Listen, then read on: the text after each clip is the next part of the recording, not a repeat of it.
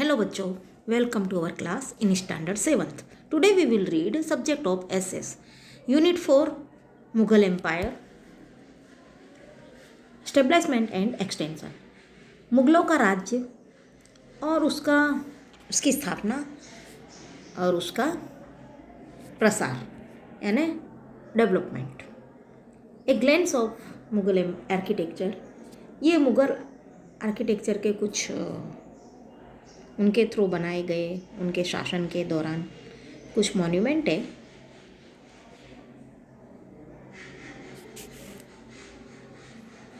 A glance at Mughal architecture. Independence Day was celebrated on 15 August. 15 August को Independence day स्वतंत्रता दिवस celebrate हो रहा था, उसका मनाया जा रहा था. Prateek so the national flag being unfurled at the Red Fort on his TV at home. जो प्रतीक था वो अपने टीवी में घर पर बैठकर टीवी पर क्या कर रहा था, देख रहा था कि रेड फोर्ट जो हमारा लाल किला है वहाँ पर नेशनल फ्लैग हमारा मतलब उसका लहराया जा रहा था.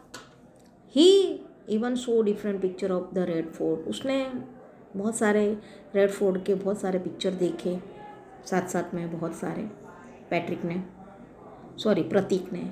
The next day Prateek asked his class teacher. दूसरे दिन, अब उस दिन तो हॉलीडे था due to Independence Day. So उस दिन उसने बहुत सारे मतलब पिक्चर देखे रेड फोर्ट के. तो उसने नेक्स्ट डे जब वो स्कूल गया तो उसने he asked his class teacher all about the Red Fort. उसने अपने क्लास टीचर से रेड फोर्ट के बारे में बहुत कुछ जानने की कोशिश की. His teacher downloaded pictures of the Red Fort as well as picture of other architectural monument from the internet and showed them to the. तो उसके टीचर ने बहुत सारे पिक्चर्स रेड फोर्ट की भी पिक्चर डाउनलोड की और उसके साथ साथ अदर जो आर्किटेक्चरल मॉन्यूमेंट थे उसकी भी पिक्चर उसने डाउनलोड की और सब स्टूडेंट्स को उनके बारे में नेट के थ्रू मतलब उन्होंने मॉन्यूमेंट जितने भी थे आर्किटेक्चरल उनको मतलब उन्होंने डाउनलोड किया और फिर उन्होंने वो सारी पिक्चर को स्टूडेंट के सामने शो किया, बताया.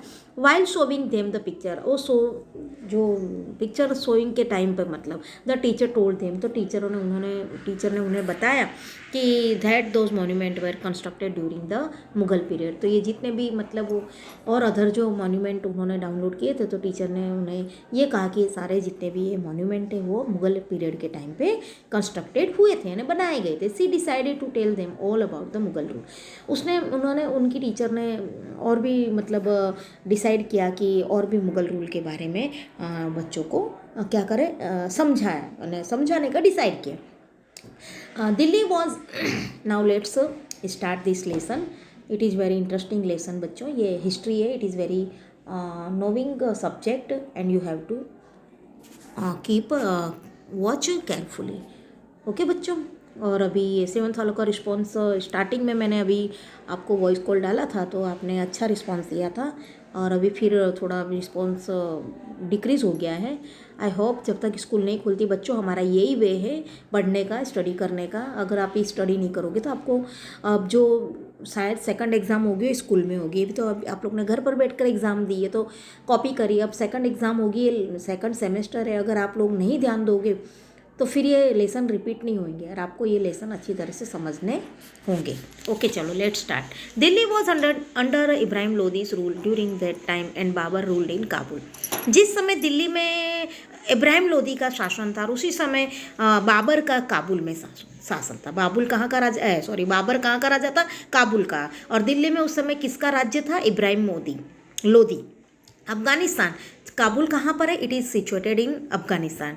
Babar was the ruler of the Mughal dynasty. Babur जो था वो मुगल डायनेस्टी का राजा था. He attacked Delhi in 1526 C. उसने दिल्ली पर आक्रमण किया 1526 सी में. Ibrahim Lodi was defeated by Babur's well equipped army which had cannon in the battle of Panipat. तो इब्राहिम लोदी की हार हुई. क्यों? क्योंकि जो बाबर की जो पूरी मतलब कैनन जो उसके हथियार थे टेक्निकल हथियार थे, तोप वगैरह, और उस मतलब वेल इक्विप्ड आर्मी के सामने इब्राहिम लोदी नहीं जीत पाए और उनकी हार हो गई. तो जो फर्स्ट वॉर था पानीपत का, battle of Panipat, first war, वो किसके बीच हुआ? इब्राहिम लोदी और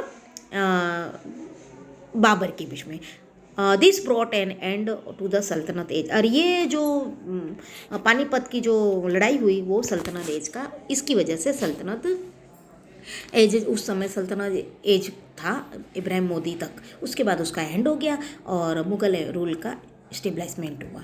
तो देखने जाओ तो who was founder of Mughal empire, तो वो एम्पायर का फाउंडर थे, कौन थे? Babur. In the beginning, starting में the Mughals ruled near Delhi, starting में उन्होंने दिल्ली के पास ही अपना मतलब शासन किया। Babur won many battles and his descendants gradually extend the empire. तो धीरे धीरे बाबर ने कई आसपास कई लड़ाइयाँ जीती और इस तरह मतलब धीरे धीरे अदर जो दूसरे राज्य थे, राजा थे, उनका डिसेंडेंट हुआ और धीरे धीरे खुद के एम्पायर को उन्होंने बढ़ाया। Let us learn about incident that occur during the Mughal age and know more about the administration and social life of that time. तो चलो आज हम मतलब जो जो इंसिडेंट हुए मुगल एज के टाइम पे, जो भी उसकी घटनाएं और उनका जो एडमिनिस्ट्रेशन कैसा था और उनकी सोशल लाइफ उस समय की कैसी थी, उसके बारे में हम रीड करेंगे। Now first, man events of the Mughal dynasty. अब सबसे पहले हम मैन इवेंट्स के बारे में जानेंगे। मुगल डायनेस्टी, डायनेस्टी यानी वंशज।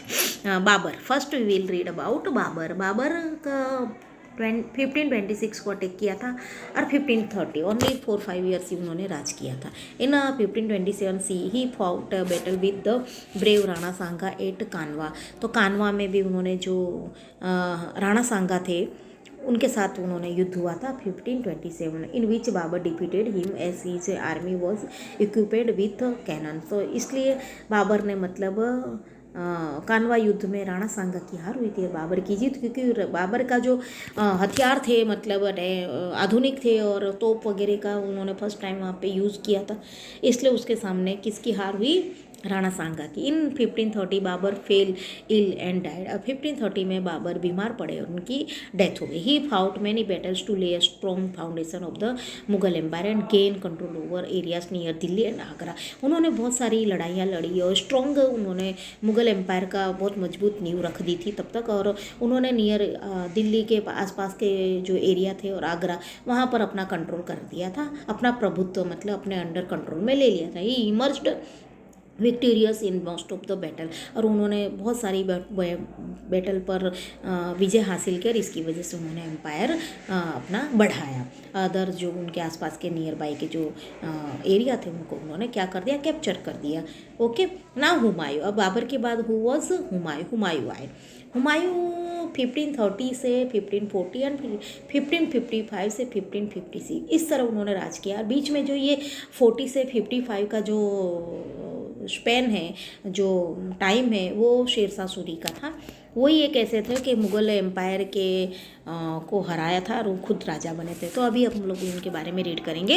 Humayun ascended the throne of Delhi after Babur. Babur के बाद जो मजबूत बाबर ने जो स्ट्रॉन्ग नींव रख दी थी किसकी? मुग़ल एम्पायर की। तो उसको बढ़ाने का काम किसने किया? हुमायूं ने बाबर के बाद। According to his father's will, उनके फादर्स के विल के अकॉर्डिंग, विल यानी उनका जो बिल होता है ना, वो दस्तावेज। The kingdom was divided in and each of his brothers inherited one province. तो उनके फादर के विल के कारण जो राज्य था वो उनके ब्रदर्स और उनके बीच में मतलब बांटा गया था। और ही रिटेन दिल्ली, और बाकी का जो क्षेत्र था वो ब्रदर्स को दिया था और उनको कौन सा मिला था? उनको दिल्ली की राजगद्दी मिली थी। Humayun had to struggle a lot against his brother Kamran and the Afghan. अब उनको दिल्ली दिया गया था, इसलिए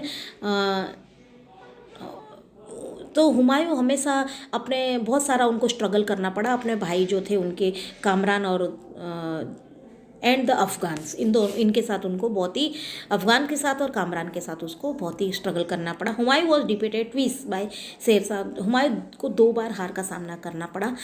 किसके सामने? हाँ, Sher Shah. And he had escape for 15 years in order to save his life. और उनको शेरशाह जो सूरी थे उनके साथ उनका मतलब उनकी हार हुई थी और 15 साल तक उनको अपनी लाइफ बचाने के लिए उनको वहाँ से भागना पड़ा था। मतलब वो वहाँ से भाग निकले थे और उनको भटक भटकना पड़ा था 15 साल। During that time Akbar was born in the palace of the king of Amarkot. उस समय अमरकोट के राजा हिंदू राजा थे, उन्होंने अकबर को शरण दी, हुमायूं को शरण दी, और वहाँ पर अमरकोट में अकबर का जन्म उसी समय जब हुमायूं मतलब अपनी जान बचाने के लिए इधर उधर 15 ईयर्स इधर उधर भटक रहे थे, तब मतलब अमरकोट के राजा थे, उन्होंने हुमायूं को शरण दी और वहाँ पर अकबर का जन्म हुआ। हुमायूं रिगेन दिल्ली, फिर हुमायूं ने दिल्ली को वापस रिगेन यानी फिर से प्राप्त किया from the successor of Sher Shah. जो शेरशाह दिल्ली को वापस पाने में वो सक्सेस हुए, किससे? शेरशाह से।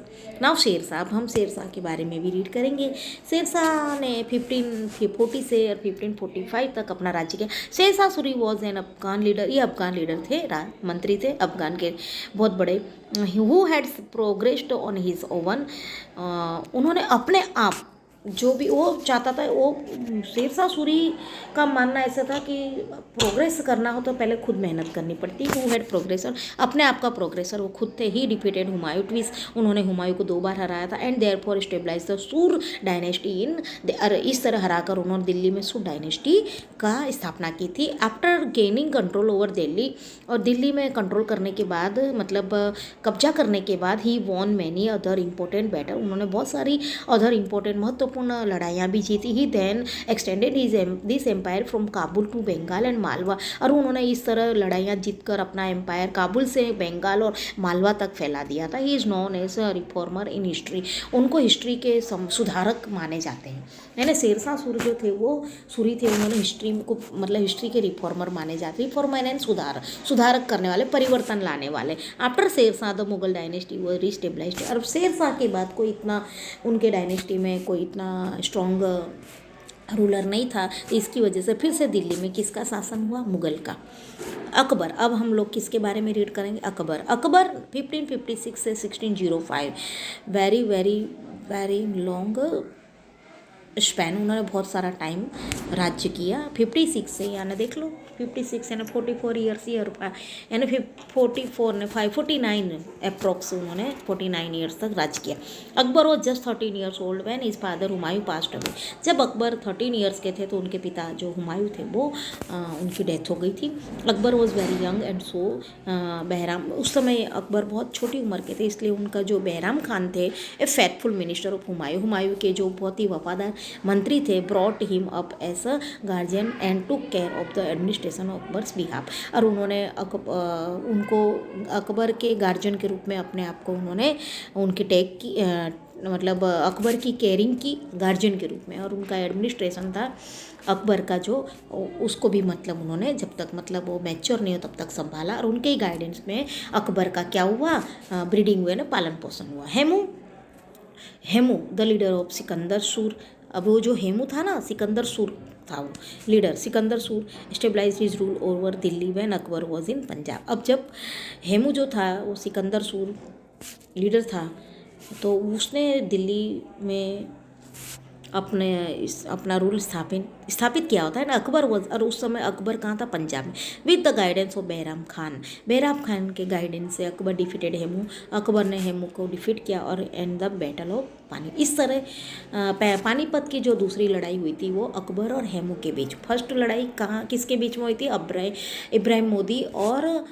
इब्राहिम लोदी और बाबर के बीच में, और सेकंड पानीपत का युद्ध हुआ था अकबर और हेमू के बीच में, और जहाँ पर अकबर ने हेमू को हराया था।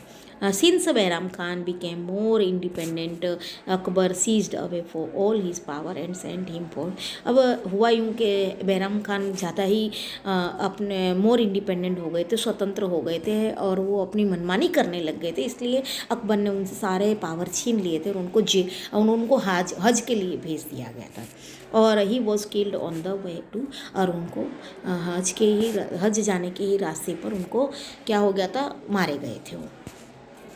अब अकबर एनेक्स्ड चित्तौड़, अब अकबर ने चित्तौड़ को भी हड़प लिया था and Ranthambore in the battle against Rana Pratap के साथ के अगेंस्ट लड़ाई करते हुए उन्होंने चित्तौड़ जो महाराणा प्रताप की भूमि थी वो, और उनका जो रणथंभौर किला था बहुत बड़ा फोर्ट, उसको उन्होंने हड़प कर लिया था लड़ाई से। Frequent battles were fought between them, उन दोनों के बीच में बहुत सारी लड़ाइयाँ हुई। Akbar's empire expanded during the period between 1585 to 1605। Akbar ने अपना जो अकबर के पीरियड में ये 1585 से 1605 तक उसने अपना एम्पायर बहुत बढ़ाया, बहुत आगे तक बढ़ाया। ही एनेक्स्ड कंधार, देखो कहाँ कहाँ उन्होंने Kandahar, Kashmir and Kabul and stabilize his rule over Khandesh, Ahmednagar in the south. यहाँ तक उन्होंने अपने रूल एम्पायर को क्या किया, डेवलप किया। There was a lot of disorder during the last days of Akbar's rule. और जब अकबर्स के रूल्स के लास्ट डेज, उस समय बहुत डिसऑर्डर्स भी हुआ। एज प्रिंस सलीम रिवोल्टेड, और यहाँ तक कि सलीम जो थे ना उनके पुत्र, उन्होंने भी रिवोल्ट किया। Later on Salim adopted the name Jahangir and ascended the, और उनके बाद सलीम ने भी सलीम का नाम जहांगीर एडोप्ट किया था। अपना नाम उसने किसके रूप में किया था, जहांगीर के नाम उनको मतलब हासिल हुआ था, क्योंकि और इस तरह उन्होंने अकबर के बाद सलीम ने मतलब यानी सलीम और अकबर दोनों बाप बेटे पिता पुत्र की बनती नहीं थी। यहाँ तक कि अकबर के सामने सलीम ने भी रिवोल्ट किया, रिवोल्ट यानी मूवमेंट किया था, और उसके बाद सलीम ने अपना नाम जहांगीर रखा और उसने आगे का राज्य बढ़ाया। He have already gather a lot of information about the different rulers of the Mughal dynasty like Babur, Humayun, Akbar and Sher Shah Suri of the Sur dynasty. We have already gather a lot of हमने बहुत सारी मतलब अलग अलग रूल्स के बारे में मुगल डायनेस्टी के थे, उनके बहुत सारी इंफॉर्मेशन हमारे पास मतलब इकट्ठा किए हुमायूं के shares now on the basis of the. और ये जो इतनी इंफॉर्मेशन हमें जो प्राप्त हुई उसके according let us know about the administration, society, art and architecture. तो अब हम उनके एडमिनिस्ट्रेशन के बारे में, उनकी सोसाइटी, मतलब समाज और उनकी कलाएँ और आर्किटेक्चर के बारे में हम समझेंगे या जानेंगे। Now relation of Mughals with other rulers, तो जो मुगल्स थे उनके अदर रूलर्स के साथ कैसे रिलेशन थे, संबंध कैसे थे। व्हेन हुमायूं हैड एस्केप्ड, जब हुमायूं जब हुमायूं वहाँ से निकलने में कामयाब, भागने में कामयाब हुए शेरशाह सूरी के चंगुल से, तो even the Hindu rulers gave him shelter. तो उसको मतलब हिंदू रूलर्स जो राजा थे उन्होंने उनको आश्रय दिया। Therefore their culture were reflected in the upbringing of Akbar. तो इसलिए जो हिंदू की कल्चर है वो अकबर के राज्य तक हिंदू की कल्चर की छवि दिखाई देती है ना। उनका मतलब हिंदू कल्चर उभर कर आया अकबर के राज्य तक। अकबर ने जो भी आर्किटेक्चर बनाए तो वो हिंदू मुस्लिम रिलेटेड मतलब दोनों का कॉम्बिनेशन है उनके मॉन्यूमेंट में। He took the help of Hindu rulers when he ascended the throne. जब उसको अपना राज्य बढ़ाना था तो अकबर ने हिंदू रूलर्स की हेल्प ली, मदद में। ही न्यू, वो जानते थे that he would not be able to rule in India if he ignore the Rajput ruler. उनको पता था अगर वो राजपूत रूलर्स, राजपूत शासक को इग्नोर करेंगे तो वो इंडिया में अपना रूल्स बढ़ा नहीं पाएंगे और कामयाब नहीं होंगे। इसलिए उन्होंने पहले राजपूत रूलर्स को अपने हेल्प में लिया और उनके मतलब गाइडेंस लिए और उनकी हेल्प ली, ताकि वो जानते थे कि जब तक सख्त में तब तक मतलब मैं कामयाब नहीं होऊंगा जब तक राजपूत रूलर्स को मैं अगर इन्वॉल्व नहीं करूँगा। तो इसलिए उन्होंने राजपूत रूलर्स को इग्नोर नहीं किया, उनका इन्वॉल्व किया, उनका समावेश किया, उनकी हेल्प ली। Therefore he maintain good relation with the Rajput rule. इसलिए उन्होंने अपना राज्य बढ़ाने के लिए उन्होंने राजपूत रूलर्स थे जो शासक थे उनके साथ अच्छे रिलेशन रखे। एंड वॉन देयर कॉन्फिडेंस, उनका विश्वास उन्होंने जीता।